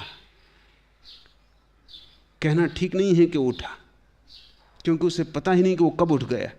गुरु के पास पहुंच गया, उसने गुरु से प्रत्यंचा अपने हाथ में ले ली, तीर चढ़ाया। तीर छूटा भी ना था और गुरु ने कहा शाबाश, बस पर्याप्त है, निशाना लगे ना लगे। समझ गए तुम? इसी दिन की प्रतीक्षा थी। तीर अभी चला भी ना था और गुरु तृप्त हो गया। 3 वर्ष में जो ना हुआ वो क्षण में हो गया। पर हैरी गेल ने कहा अब मैं कह सकता हूं कि वो बात ही अलग थी, अनुभव ही अलग था। इसके पहले तो मैं भी नहीं मान सकता था कि ये हो सकता है कि ऐसी आविष्ट दशा आ जाए जबकि तुम नहीं करते और होता है। मैं एक अमेरिकी साधक का जीवन पढ़ रहा था। वो एक सद्गुरु को मिलने गया, अकारण पहुंच गया। कई बार अकारण घटनाएं घट जाती, क्योंकि जब तुम कारण से जाते हो तो तुम तने होते हो, जब तुम अकारण जाते हो तो कोई तनाव नहीं होता। वो ऐसे रास्ते से घूमने निकला था, एक जगह द्वार पर तख्ती लगी देखी कि कोई ध्यान केंद्र है। कभी उसकी ध्यान में उत्सुकता न रही थी। अचानक उस दिन उसे लगा कि आज घूमना छोड़ के भीतर जाकर देखा जाए यहां क्या हो रहा। ऐसे कुतूहलवश भीतर पहुंच गया। वहां कोई 10-12 लोग बैठे ध्यान करते थे। वो भी जाकर उनके पास बैठ गया, वो देखने लगा क्या हो रहा है। वो किसी बड़े प्रयोजन से आया ही ना था। गुरु ने उसकी तरफ देखा, उसकी आंखों में आंखों डाली। उसे कुछ पता ही नहीं था ये क्या हो रहा है, तो उसने भी गौर से गुरु में आंखों में आंखें डाल कर देखा कि आदमी क्या देख रहा है। लेकिन उस क्षण कुछ हो गया और एक ऐसा धक्का उसको पेट पर लगा। आनंद भी बहुत मालूम हुआ, लेकिन उस दिन से उसको पेट में एक पीड़ा शुरू हो गई। 5-7 दिन तो वो परेशान रहा। डॉक्टरों को दिखाया, उन्होंने कहा कुछ दर्द हम तो नहीं पकड़ सकते, जिस जहां से हुआ है वहीं जाओ। उसने कही तो झंझट हो गई, मैं तो ऐसी अकारण ही ऐसी चलते राह से कुछ उत्सुकता बस पहुंच गया था। गुरु से मिलने गया, कहा कि पीड़ा हो रही है और मिटती नहीं। गुरु ने कहा जैसे आई है चली जाएगी, तुम फिक्र ना करो। ये बात उसे कुछ जची नहीं, ये तो उपेक्षा हुई और ये तो कोई रस ही ना लिया इस आदमी ने। लेकिन अब कोई उपाय भी नहीं, वो पीड़ा बढ़ती ही चली गई। वो संगीत की साधना करता था, तबला सीखता था। कोई 2 साल पीड़ा रही, क्योंकि चिकित्सक पकड़ ना सके। और गुरु के पास 2-4 बार गया, उसने ऐसी उपेक्षा की कि हो जाएगा, जैसे आया वैसे चला जाएगा। न तुमने अपनी तरफ से बनाया है, न तुम मिटा सकते हो, साक्षी रखो। ये तो ऐसा लगा जैसे टालना है। लेकिन एक दिन 2 साल बाद तबला बजा रहा था, अचानक उसने देखा कि कुछ घटना घटी। हाथ उसके अपने से चलने लगे, जैसे वो खुद नहीं चला रहा। आविष्ट हो गया। उसने पहली दफे तबले को बजते देखा अपने से, वो बजा नहीं रहा। कोई आधा घंटे तक वो सुर धुन बंधी रही। बड़ा आनंद अनुभव हुआ। सुना था उसने कि ऐसा कभी घटता है संगीतज्ञ को, तभी संगीत का जन्म होता है। जब संगीतज्ञ तो मिट जाता है, कोई विराट ऊर्जा पकड़ लेती है, आविष्ट हो जाता है। तब वो खुद नहीं बजाता, कोई बजवाता है। तब तबले पर हाथ उसके नहीं पड़ते, किसी और के हाथ उसके हाथ से पड़ते। ऐसा सुना था, भरोसा इसका था नहीं, लेकिन ये घटा। आधा घंटे के बाद जब वो थक के लेट गया, क्योंकि बड़ा अनूठा अनुभव था, अचानक उसने पाया वो जो दर्द था पेट में वो जा चुका है। वो जो 2 साल तक पीछा नहीं छोड़ा, वो ऐसे आया था वैसे चला गया। और उस दर्द के साथ जीवन में से बहुत कुछ चला गया, जैसे उस दर्द में सभी कुछ जीवन का रोग इकट्ठा हो गया था। ना कुछ साधने का अर्थ होता है तुम परमात्मा को द्वार दो, उसे आविष्ट होने दो, तुम जगह खाली करो, वो तुम्हारे सिंहासन पर विराजमान हो जाए। अगर तुम न करना साध लो तो दुनिया में जगत की सबसे बड़ी चीज साध ली, उससे बड़ी कोई भी साधना नहीं। उसको ही ज्ञानियों ने सहज योग कहा है। कबीर कहते हैं साधो सहज समाधि भली। यह है सहज समाधि। तुम खाली हो, तुम सिर्फ परमात्मा को जगह देने के लिए आतुर हो, प्रतीक्षा करते हो। चलते हो तो सोचते हो वही चले मेरे भीतर, भोजन करते हो तो सोचते हो वही भोजन करे मेरे भीतर, सोते हो तो सोचते हो उसी के लिए सेज लगाऊं वही सोए मेरे भीतर। ऐसे धीरे धीरे तुम परमात्मा के मंदिर बनते जाते हो। तुम कुछ नहीं करते, तुम अपने करने को उस पर छोड़ते जाते हो। एक ऐसी घड़ी आती, महाघड़ी, जब तुम्हारा सब कृत्य उसका कृत्य हो जाता है। उस घड़ी ही समझना कि ना करना सधा, उसके पहले ना करना नहीं सधा। जब तक तुम्हारा कर्ता भीतर है, ना करना कैसे सधेगा? कर्ता तो करवाता ही रहेगा। ये कृष्ण की पूरी शिक्षा अर्जुन से यही है कि तू कर्ता मत बन, तू ना करने में हो जा। उसी को साधने दे तेरे हाथ में प्रत्यंचा को, उसी को उठाने दे गांडीव को, उसी को चलाने दे तीर, उसी को लड़ने दे युद्ध, उसी को जीतने दे, उसी को हारने दे। तू बीच में मत आ, तू निमित्त मात्र हो जा।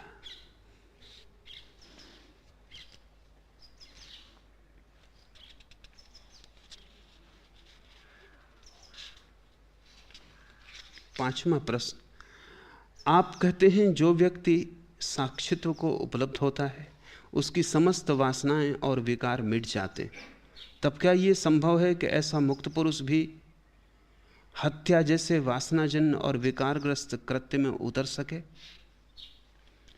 उतर तो नहीं सकता, स्वयं तो नहीं उतर सकता, लेकिन अगर परमात्मा की मर्जी हो तो रोक भी नहीं सकता।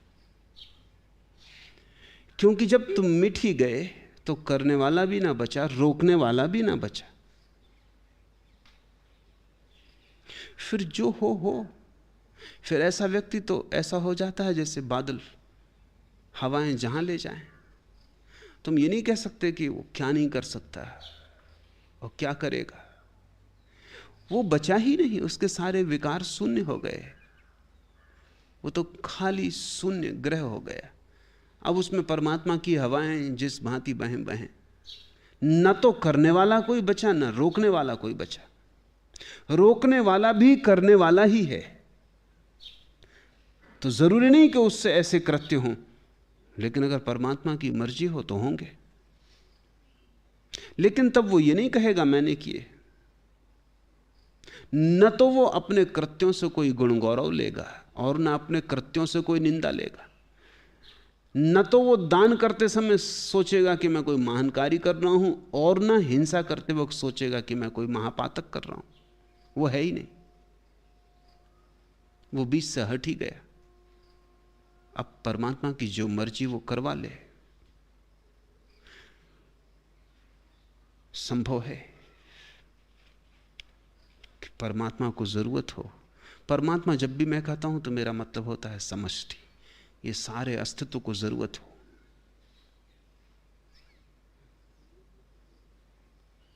जरूरत हो कि कोई मिटाया जाए, जरूरत हो कि कोई हटाया जाए, तो काम में आ जाएगा। लेकिन इससे एक रेखा भी ना खिंचेगी उसके भीतर कि मैंने कुछ किया। वही तो कृष्ण पूरी की पूरी बात, इतनी सी बात है अर्जुन के लिए कि तू बीच में मत आ। तू ये मत सोच कि तू मारेगा, तू ये मत सोच कि फल क्या होगा। तू छोड़ ही दे, सारी बात ही छोड़ दे। अगर उस घड़ी में छोड़ने के बाद जब अर्जुन ने कहा मेरे सब संशय जाते रहे, हे महाबाहो मेरे सब संदेह क्षीण हो गए, अगर उस क्षण में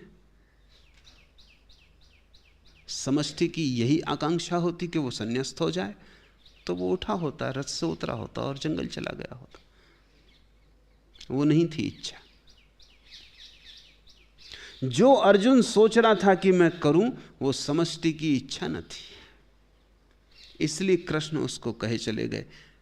मैं निरंतर सोचता हूं कि अगर महावीर जैसा व्यक्ति होता अर्जुन की जगह, तो क्या कृष्ण इतनी बातें कहते? बिल्कुल नहीं कह सकते थे, क्योंकि महावीर को देख के वो समझ लेते कि यही अस्तित्व की घटना घट रही है। अस्तित्व यही चाहता है कि महावीर नग्न हो जाएं, जंगलों में भटकें। युद्ध महावीर के लिए नहीं, वो उनका स्वधर्म नहीं। कृष्ण ने अर्जुन को देख के गीता कही, महावीर को देख के तो चुप ही रह गए होते, क्योंकि महावीर का जाना महावीर का अपना जाना न था। महावीर के जीवन में बड़ा मीठा प्रसंग है। वो संन्यास्त होना चाहते थे। उनकी मां ने कहा कि मेरे जीते नहीं, वो चुप हो गए, बात ही छोड़ दी सन्यास की। जैसे कोई आग्रह ही ना था सन्यास का। आग्रह तो अहंकार का होता है। सन्यास का भी क्या आग्रह, छोड़ने का भी क्या आग्रह। पकड़ने के आग्रह से जब छूट गए तो छोड़ने का आग्रह भी छोड़ देना चाहिए। अगर कोई दूसरा होता तो जिद पकड़ जाता। मां जितना रोकती उतनी जिद बढ़ती। घर के लोग जितने परेशान होते उतना ही अकड़ आती कि मैं तो सन्यासी होकर रहूंगा।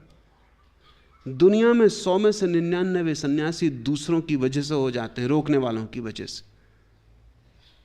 क्योंकि जब भी कोई रोकता है तब बड़ा अहंकार को मजा आता है कि हम कोई महान कार्य करने जा रहे हैं। लेकिन महावीर चुप ही हो गए। मां भी शायद सोची होगी कि ये भी कैसा सन्यास। एक बार कहा नहीं कि चुप हो गए। सभी माताएं कहती कि कोई नई बात थी कि महावीर की मां ने कहा कि मत लो सन्यास, मेरे जीते जी मैं मर जाऊंगी। ऐसी सभी माताएं कहती। कोई मां मरी है कभी किसी के सन्यास लेने से? ये तो माँ बाप के कहने के ढंग हैं, इनका कोई मूल्य नहीं। माँ भी थोड़ी चिंतित हुई होगी कि ये भी सन्यास कैसा सन्यास था। फिर माँ मरी, मरघट से लौटते थे, रास्ते में अपने बड़े भाई को कहा कि अब तो ले सकता हूँ। रास्ते में अभी विदाई करके लौटते थे। बड़े भाई ने कहा ये भी कोई बात हुई, इधर माँ मर गई, इधर हम परेशान हो रहे हैं और तुम्हें सन्यास की पड़ी। एक दुख काफी है, अब तुम और ये दुख मेरे ऊपर मत लाओ, चुप रहो, ये बात ही मत उठाना। अब जब बड़े भाई ने कहा चुप रहो तो वो चुप हो गए। हमें भी लगेगा ये भी कैसा सन्यासी, तो हो गई नहीं कभी ऐसा अगर चला तो, क्योंकि कोई ना कोई मिल ही जाएगा। बड़ा घर रहा होगा, बड़ा परिवार था, राज परिवार था, संबंधी रहे होंगे ऐसे। अगर हर एक के कहने से रुके तब तो ये जन्म जन्म बीत जाए, महावीर का सन्यास होने वाला नहीं। भाई ने भी सोचा होगा ये भी कैसा सन्यास है। एक दफे कहो नहीं कि चुप हो जाता है। ये जैसे रस्ते देखता है कि तुम रोक दो बस हम रुक जाएं। मगर नहीं, बात कुछ और थी। महावीर आग्रही नहीं थे। सन्यास का भी क्या आग्रह करना, छोड़ने का भी क्या आग्रह करना, नहीं तो वो पकड़ने जैसे ही हो गया। सन्यास को भी क्या पकड़ना, जब संसार ही छोड़ दिया तो सन्यास को क्या पकड़ना। तो वो ठीक। लेकिन धीरे धीरे घर के लोगों को लगा कि वो घर में है ही नहीं। रहते घर में, भोजन करते, उठते बैठते, लेकिन ऐसे शून्यवत हो रहे कि उनके होने का किसी को पता ही न चलता। आखिर भाई और घर के लोग मिले, उन्होंने कहा अब इससे रोकना व्यर्थ है, ये तो जा ही चुका। सिर्फ शरीर है घर में। शरीर को भी रोकने के लिए हम क्यों पापी बने? नहीं तो कहने को होगा कि हमारी वजह से ये संन्यास न हुआ और ये हो ही गया, ये यहाँ है नहीं, इसकी मौजूदगी यहाँ मालूम नहीं पड़ती, किसी को पता नहीं चलता। महीनों दिन बीत जाते हैं कि महावीर कहाँ है, वो अपने में ही समाया है। तो घर के लोगों ने ही हाथ जोड़ के कहा कि अब तुम जा ही चुके हो, तब तुम हमको नाहक अपराधी मत बनाओ, अब तुम जाओ ही, अब तुम यहाँ हो ही नहीं, अब रोकें हम किसको, रोकना किसको है। जब उन्होंने ऐसा कहा तो महावीर उठ के चल दिए। ये सन्यास को कृष्ण न रोक सकते थे। अर्जुन का सन्यास ऊपर ऊपर था, वो घबरा के भाग रहा था, जान के नहीं। वो खुद भाग रहा था, परमात्मा उसे भगा नहीं रहा था। इसलिए जब उसके सब संशय गिर गए थे और जब उसने सब छोड़ दिया था, तब फिर जो घटित हुआ हुआ। फिर वो न जा सका जंगल की तरफ, क्योंकि वो परमात्मा की मर्जी न थी। कृष्ण का जो संघर्ष है अर्जुन से, वो अर्जुन की मर्जी के खिलाफ, परमात्मा की मर्जी के पक्ष में। वो इतना ही कह रहे हैं, कृष्ण ने भी ना रोका होता। अगर सब संशय गिर जाने पर, अहंकार को अलग रख देने पर, अर्जुन उतरता, चरण छूता और कहता कि अब जाता हूं, सब संशय समाप्त हुए, बात खत्म हो गई। तो मैं जानता हूं कि कृष्ण रोक ना पाते, न रोकने की कोई जरूरत रह जाती। रोक हम उसी को सकते हैं जो अपने से जा रहा हो। रोकने की जरूरत उसी को है जो अस्तित्व के विपरीत जा रहा हो। गीता को लोग समझ नहीं पाए। गीता को लोगों ने समझा कि युद्ध में जाने का संदेश है गलत। गीता को लोगों ने समझा ये संसार में अड़े रहने का संदेश है, गलत। एक तरफ ये गीता के मानने वालों की भूल है, दूसरी तरफ जैनों ने समझा कि ये गीता सन्यास के विरोध में, गलत। कि गीता त्याग से बचाती है, ये भी गलत। गीता कुल इतना कहती है कि परम की जो आकांक्षा है तुम उसके साथ बहो, विपरीत मत बहो। फिर वो जो भी हो आकांक्षा, कभी सन्यास की होगी, महावीर के लिए सन्यास की थी, अर्जुन के लिए सन्यास की नहीं थी।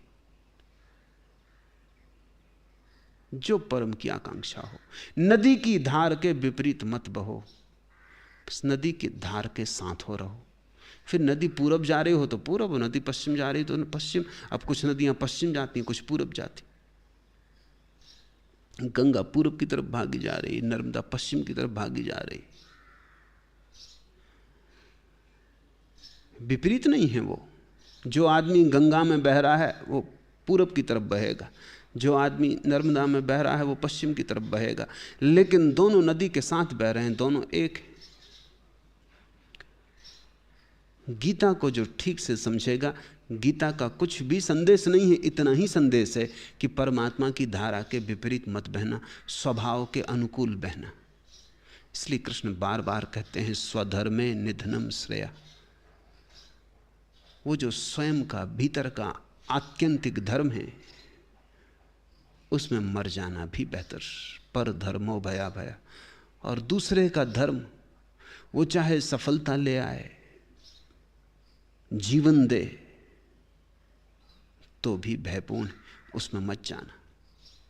स्वभाव में बहने का अर्थ परमात्मा में समर्पित होकर बहना है। स्वभाव यानी परमात्मा, जिसको लाओस से ताओ कहता है।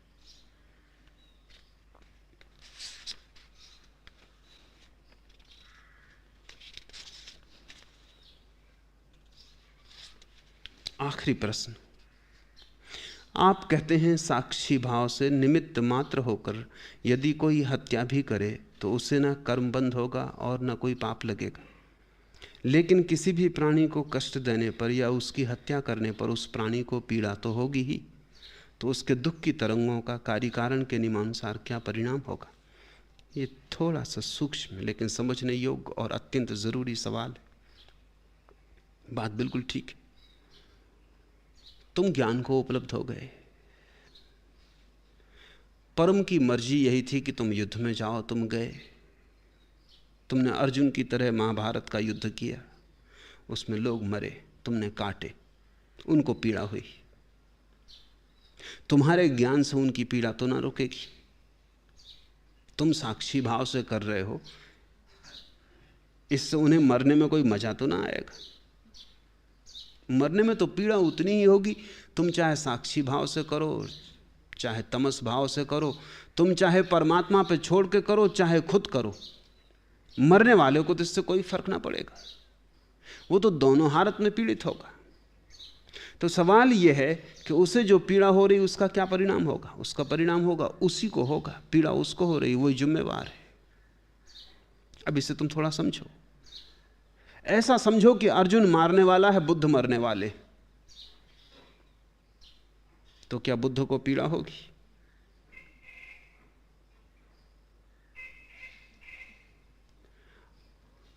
अर्जुन मारेगा परम की मर्जी के अनुसार, बुद्ध मरेंगे परम की मर्जी के अनुसार। पीड़ा की घटना ही ना घटेगी। तो अगर तुम मारे जा रहे हो अर्जुन से और तुम्हें पीड़ा हो रही, तो जिम्मेवार तुम हो, अर्जुन नहीं। अर्जुन तो जिम्मेवार तब है जब वो मार रहा हो, जब वो स्वयं मार रहा हो, अपनी आकांक्षा से मार रहा हो, तब जिम्मेवार है। तब कर्म का बंध उसे होगा। और ध्यान रखना, अगर अर्जुन बुद्ध को मार रहा हो और अपनी इच्छा से मार रहा हो, बुद्ध को पीड़ा भी ना हो, तो भी उस पीड़ा का जो कभी नहीं हुई उसका पाप बंध अर्जुन को होगा। अहंकार ने मारा, तो मारने की जो धारणा है अर्जुन की कि मैं मार रहा हूं, वही उसके पाप बंध का कारण होगी। बुद्ध को पीड़ा हुई या नहीं हुई ये सवाल ही नहीं उठता। तुमने मारने की आकांक्षा की, तुमने मारा, तुमने परमात्मा के हाथ में अपने को न छोड़ा, तुम करता रहे, तो तुम्हें कर्म का बंध होगा। फिर तुम्हारे मारने से जो आदमी मर रहा है, उसकी पीड़ा के लिए वही जिम्मेवार है। क्योंकि ये भी हो सकता है अगर वो साक्षी रूप हो तो पीड़ा ना हो, वो देखे कि मरना घट रहा है लेकिन पीड़ा से लिप्त ना हो। अगर वो लिप्त हो रहा है तो स्वयं ही जिम्मेवार है। तुम्हारे मारने से अगर तुमने परमात्मा पर छोड़कर किसी को मारा, इसे ध्यान रखना।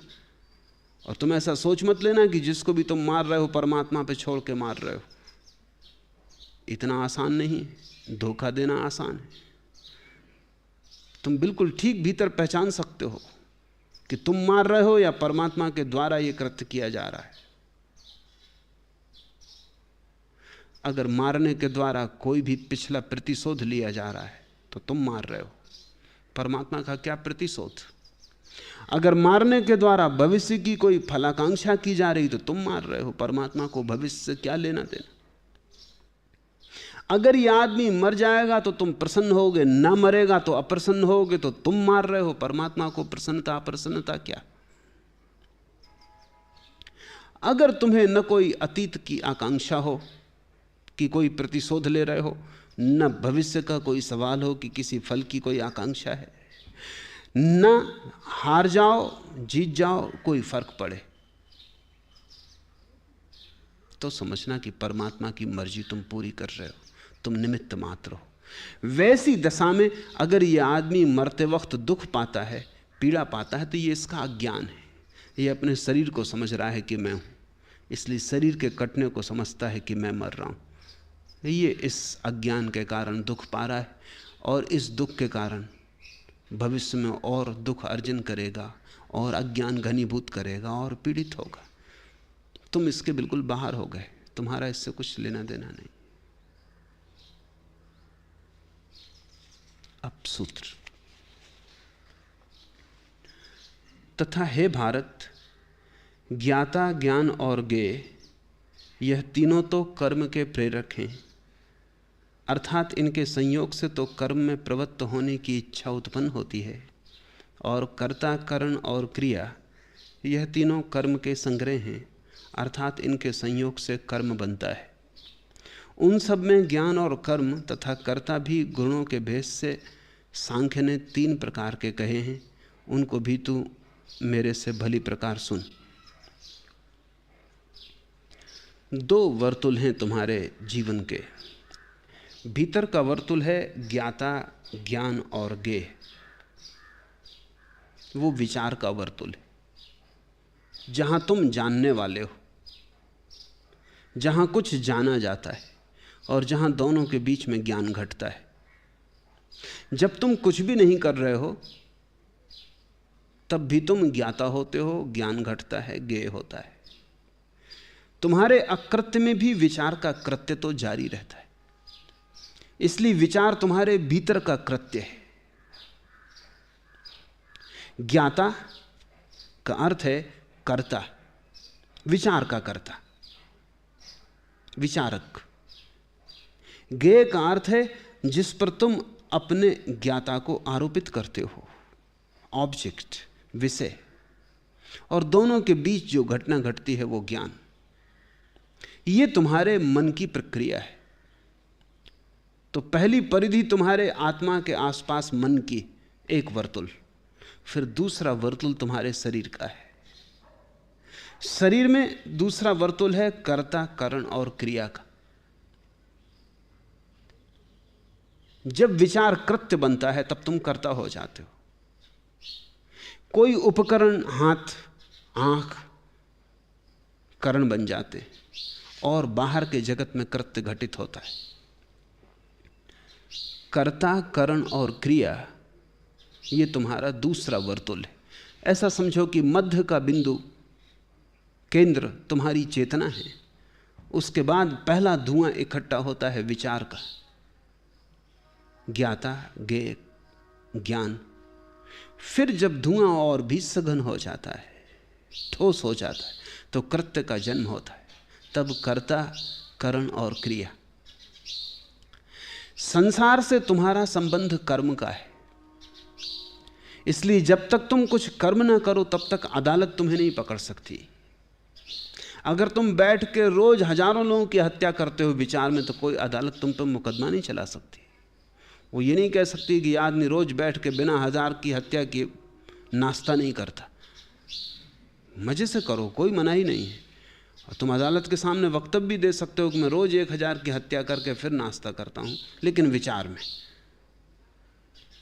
समाज का विचार से कोई लेना देना नहीं है। तुम समाज ही की परिधि में उतरते ही तब हो जब विचार कृत्य बनता है। जब विचार कृत्य बन जाता है तब तुम्हारा संबंध दूसरे से जुड़ा। शरीर हमें दूसरे से जोड़ता है, इसे तुम ठीक से समझो। मन तुम्हारी आत्मा को शरीर से जोड़ता है। इसलिए जब तक तुम ज्ञाता ज्ञान और ज्ञेय के बीच उलझे हो, तुम्हारा संबंध शरीर से बना रहेगा, वो सेतु है। फिर कर्म तुम्हें अपने शरीर को दूसरों के शरीरों से जोड़ता है, संसार से जोड़ता है। संसार और समाज तुम्हारे कर्म की चिंता करते हैं। इसलिए अदालत उस बात को पाप कहती है जो कृत्य हो जाए। विचार में घटे पाप को पाप नहीं कहती, अपराध नहीं कहती। लेकिन धर्म तो उसको भी पाप कहता है जो तुम्हारे भीतर विचार में घटे। यही अपराध और पाप का भेद है। अपराध ऐसा पाप है जो कृत्य बन गया, और पाप ऐसा अपराध है जो केवल विचार रह गया। जहां तक तुम्हारा संबंध है, विचार करने से ही कृत्य हो गया। तुम उतने ही पाप के भागीदार हो गए विचार करके भी, जितना तुम करके होते। यद्यपि दूसरा तुमसे अप्रभावित रहा। दूसरे पर प्रभाव तो तब पड़ेगा जब तुम विचार को कृत्य बनाओगे। तो समाज तुम्हारे कृत्य पर रोक लगाता है, धर्म तुम्हारे विचार पर। समाज की नीति सिर्फ इसी बात पर निर्भर है कि तुम शुभ कर्म करो, अशुभ कर्म मत करो। धर्म की चिंतना इस पर है कि तुम शुभ विचार करो, अशुभ विचार मत करो। धर्म ज्यादा गहरे जाता है, क्योंकि अंततः अशुभ विचार ही अशुभ कर्म बन जाएगा किसी दिन। वो बीज है, अभी दिखाई नहीं पड़ता, सूक्ष्म है, फिर वो प्रकट होगा, फिर वो वृक्ष बनेगा, फिर उसमें शाखाएं प्रशाखाएं निकलेंगी और वो फैल जाएगा, और उसका जहर अनेकों लोगों के जीवन को प्रभावित करेगा। इसलिए इसके पहले कि कोई विचार कृत्य बने, उसे विचार के जगत में ही शून्य कर दो। वही आसान भी है। बीज को मिटाना बहुत आसान है, वृक्ष को मिटाना मुश्किल हो जाएगा। वृक्ष बड़ी शक्ति बन जाता है। विचार को लौटा लेना आसान है, कृत्य को लौटाना मुश्किल हो जाएगा। वो छूटा हुआ तीर है, वो फिर वापस कैसे लौटेगा। ये दो वर्तुल हैं, और इन दोनों वर्तुलों से जो मुक्त हो जाता है वही साक्षी है। जब तुम कृत्य के भी देखने वाले हो जाते हो और कर्ता नहीं रह जाते, और तुम विचार के भी देखने वाले हो जाते हो और ज्ञाता नहीं रह जाते, तुम मात्र साक्षी हो जाते हो। इसे थोड़ा समझना। बहुत से लोग साक्षी और ज्ञाता का अर्थ एक सा ही कर लेते हैं, वो उसे पर्यायवाची समझते हैं, वो भूल में है। ज्ञाता तो कर्ता हो गया। उसने कहा मैंने जाना, मैंने किया तो कर्ता हो गए, मैंने जाना तो भी कर्ता हो गए। सूक्ष्म में मैंने सोचा, मैं आ गया। ज्ञाता भी कर्ता का सूक्ष्म रूप है। साक्षी सबके पार है। साक्षी में कोई मैं भाव नहीं, न तो जाना न किया, सिर्फ देखते रहे। साक्षी में दृष्टा तक भी नहीं है, क्योंकि दृष्टा जैसे का फिर कर्ता बना। साक्षी बड़ा अनूठा शब्द है, उसमें कर्ता का भाव बिल्कुल नहीं है। दृष्टा में देखने का भाव आ गया कि देखा, तत्काल तीन हो गए। देखा, दृष्टा बने तो दर्शन और दृश्य। साक्षी सबका अतिक्रमण कर जाता है। तुम सिर्फ हो, न तुम करते, न तुम देखते, न तुम सोचते। सारी क्रियाएं शून्य हो गई। जो साक्षी में जीता है वही कर्म करते हुए अकर्म में जीता है, देखते हुए देखता नहीं, जानते हुए जानता नहीं, सिर्फ होता है। ये शुद्धतम अस्तित्व, ये आत्यंतिक परिशुद्धि की धारणा है। कृष्ण कहते हैं सांख्य ने ज्ञान, कर्म और कर्ता को भी वो 3 गुणों के अनुसार विभाजित किया है। तू उन्हें भी मुझसे भली प्रकार सुन। जिस ज्ञान से मनुष्य पृथक पृथक सब भूतों में एक अविनाशी परमात्मा को विभाग रहित संभाव से स्थित देखता है, उस ज्ञान को तू सात्विक जान। सांख्य का एक सुनिश्चित सिद्धांत है कि प्रत्येक चीज 3 रूपी होगी, क्योंकि सारे अस्तित्व की सभी चीजें त्रिगुण से बनी हैं। तो वो विभाजन हर जगह करते हैं और वो विभाजन कीमती है। उससे साधक को साफ सीढ़ियां हो जाती कैसे आगे बढ़ना। सत्व कहते हैं उस ज्ञान को जब सब जगह अनेक रूपों में एक ही दिखाई पड़ने लगे।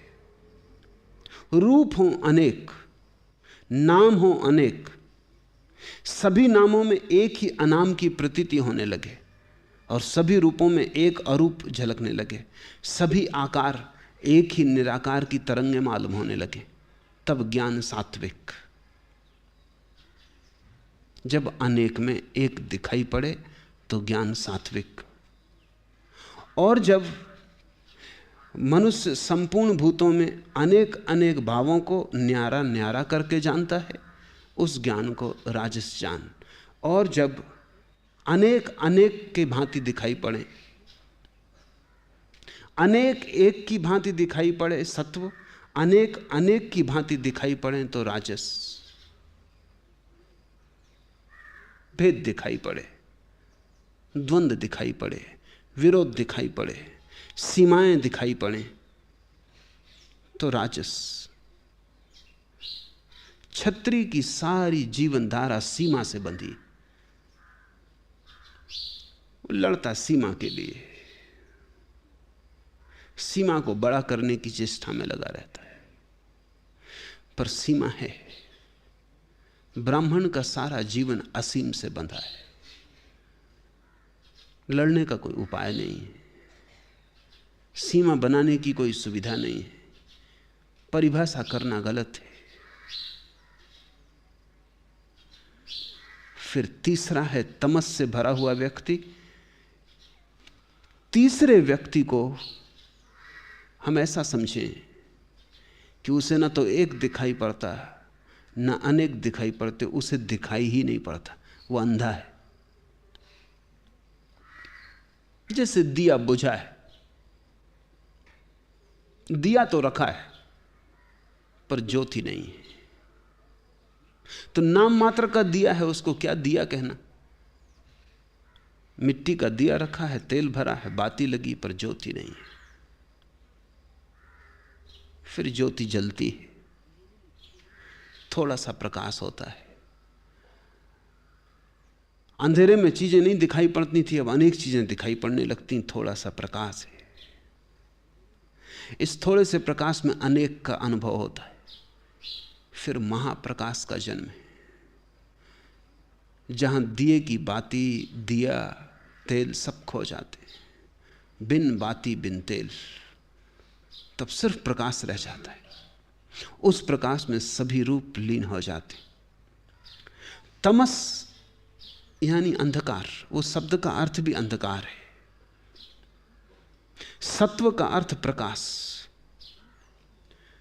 सत्व का अर्थ है जहां परम प्रकाश हो गया। तमस का अर्थ है जहां परम अंधकार। अंधकार में कुछ भी नहीं दिखाई पड़ता है, न एक न अनेक। सत्व में सब कुछ दिखाई पड़ता है और इतनी गहराई से दिखाई पड़ता है कि परिधियों में जो अनेकता है वो खो जाती है और केंद्र की एकता अनुभव होने लगती। और दोनों के मध्य में है राजस। कुछ दिखाई पड़ता है, कुछ नहीं भी दिखाई पड़ता, कुछ अंधेरा है, कुछ प्रकाश है, प्रकाश अंधेरे का तालमेल है तो सीमाएं दिखाई पड़ती हैं, अनेक दिखाई पड़ता है। ये तीन चित्त की दशाएं, तुम कहाँ हो अपने को ठीक से पहचान लेना चाहिए, क्योंकि वहीं से तुम्हारी यात्रा हो सकेगी। अगर तुम तमस में हो तो घबराना मत। अगर यह भी तुम्हें समझ में आ जाए कि मैं तमस में हूं तो राजस शुरू हो गया, क्योंकि इतना बोध भी दिए में थोड़ी रोशनी आने से शुरू होता है। अगर तुम्हें ऐसा लगे कि मैं तमस में हूं, घबराना मत। जो भी सत्व को उपलब्ध हुए हैं सभी तमस से गए। तमस में होने का अर्थ तुम अभी गर्भ में हो, बस कुछ घबराने की बात नहीं, जन्म होगा। थोड़ा जागो, थोड़े होश को संभालो, तमस से उठो, ऊर्जा को उठाओ। रजस का जन्म शुरू हुआ। रजस यानी ऊर्जा, शक्ति। थोड़ा हिलो डिलो, थोड़ा जीवन में गति लाओ, अगति में मत पड़े रहो। थोड़ा घूमो आसपास, देखो, अनेक का जन्म होगा। जैसे ही अनेक का जन्म हो जाए, फिर एक एक में थोड़ा गहरा देखना शुरू करो कि वस्तुतः अनेक हैं या सिर्फ दिखाई पड़ते हैं। जैसे सागर के पास खड़े रहो, कितनी लहरें दिखाई पड़ती हैं, फिर हर लहर में गौर से देखो तो वही सागर है, एक ही सागर है। ऊपर से जो अनेक दिखाई पड़ता है वो भीतर से एक है। फिर सत्व का जन्म होता है, और इन तीनों के पार है साक्षी। इसलिए उसको हमने तुरी कहा है, चौथा। सत्व को भी मंजिल मत समझ लेना, क्योंकि तुम कहते हो कि हमें लहरों में सागर दिखाई पड़ता है, पर अभी लहरें भी दिखाई पड़ती। अभी ऐसा नहीं हुआ कि सागर ही सागर हो गया हो। लहरों में सागर दिखाई पड़ता है, नामों में अनाम दिखाई पड़ता है, रूप में अरूप दिखाई पड़ता है, पर रूप भी दिखाई पड़ता है। फिर इन तीनों के पार तुम हो, वो जो साक्षी, जिसे कभी अंधेरा दिखाई पड़ा, फिर अंधेरा चला गया, फिर थोड़ी रोशनी आई, जिससे अनेक का जगत फैला, संसार का फैलाव हुआ, दुकान खुली, पसारा फैला, बहुत कुछ दिखाई पड़ा। जन्मों जन्मों उसमें यात्रा की, फिर अनुभव गहरा हुआ, सत्व की प्रतीति हुई, प्रकाश सघन हुआ, अनेक में एक की झलक आने लगी, वो भी दिखाई पड़ा। लेकिन जिसको ये तीनों दिखाई पड़े, जो इन तीनों से गुजरा, वो चौथा है। इसलिए हम उस चौथी अवस्था को गुणातीत कहते हैं। ये तीन तो गुण की अवस्थाएं हैं, चौथी गुणातीत है। इन तीन से गुजरना है और चौथे को पाना है। और जब तक चौथी ना आ जाए तब तक रुकना मत।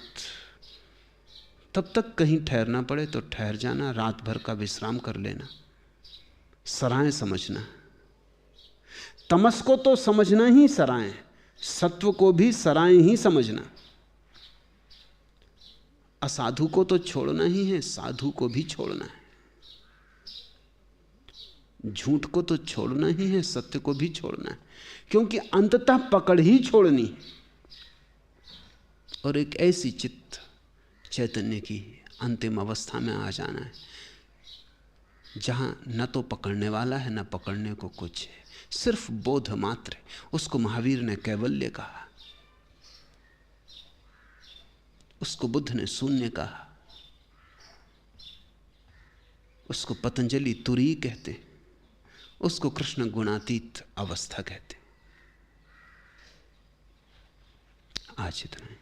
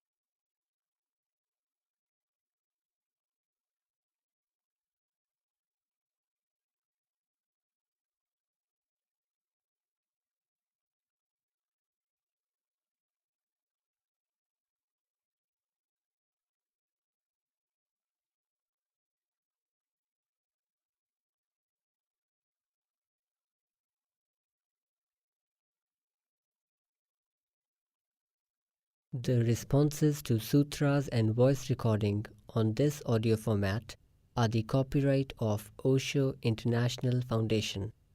Copyright dates 1953 through 2003. All rights reserved. Reproduction in any media is prohibited. सूत्रों पर दिए गए संबोधन और ऑडियो माध्यम में मुद्रित आवाज़ पर ओशो इंटरनेशनल फाउंडेशन के कॉपीराइट हैं। कॉपीराइट 1953 से 2003, सर्वाधिकार सुरक्षित। किसी भी माध्यम में रिप्रोडक्शन अर्थात पुनर्निर्माण निषिद्ध है।